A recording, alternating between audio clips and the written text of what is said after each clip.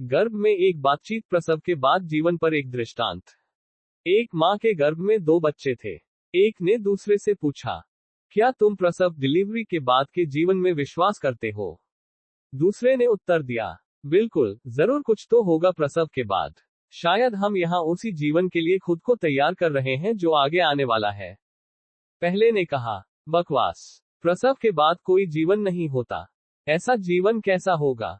दूसरे ने कहा, मुझे नहीं पता, पर शायद वहां इस जगह से ज्यादा रोशनी होगी। हो सकता है हम अपने पैरों से चलें और अपने मुंह से भोजन करें।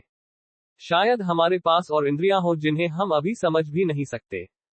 पहले ने हंसते हुए कहा, ये सब असंभव है। चलना तो भूल ही जाओ और मुंह से खाना। कितना हास्यास्पद है। अभी तो नाल अम्बिलिकल कॉर्ड से हमें सब कुछ मिल रहा है। नाल इतनी छोटी है, वही हमारी जिंदगी है। प्रसव के बाद जीवन की कल्पना भी बेकार है। दूसरे ने जोर देते हुए कहा, मुझे लगता है कुछ तो जरूर होगा, और शायद ये सब जो हम अभी जानते हैं, उसके आगे कुछ भी नहीं। हो सकता है वहां इस नाल की जरूरत ही ना हो।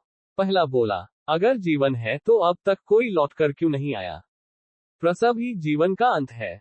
इसके बाद अंधकार, मौन और शून्यता के अलावा कुछ नहीं है। दूसरे ने शांति से कहा, शायद हम वहां माँ से मिलेंगे और वो हमारी देखभाल करेगी। पहले ने हंसते हुए कहा, माँ, तुम माँ में विश्वास करते हो? कितना मजाक है। अगर माँ है तो वो अभी कहाँ है? दूसरे ने उत्तर दिया, वो हमारे चारों ओर है। हम उसी के भीतर हैं। हम उसी से बने हैं। उसी में हमारा जीवन है।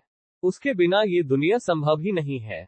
पहला बोला, मैं उसे नहीं देख सकता, इसलिए मेरे लिए वो अस्तित्व में नहीं है। दूसरे ने मुस्कुराते हुए कहा, कभी कभी जब तुम शांत होते हो, अपने भीतर झांकते हो और गहराई से सुनते हो तो उसकी उपस्थिति महसूस होती है। तब उसकी प्रेमपूर्ण आवाज भी सुनाई देती है, ऊपर से आती हुई। जैसे गर्भ में बच्चा माँ की उपस्थिति को नहीं देख पाता, पर वो हर पल उसकी देखभाल करती है। वैसे ही हम भी इस सृष्टि रूपी गर्भ में हैं, प्रकृति माँ की गोद में। हम उन्हें देख नहीं सकते, पर वो हर पल हमारे चारों ओर हैं, हमारे अंदर भी। थोड़ा शांत हो जाए, भीतर उतरिए। कभी कभी जब आप गहराई से सुनते हैं तो प्रकृति माँ की ममतामयी आवाज सुनाई देती है।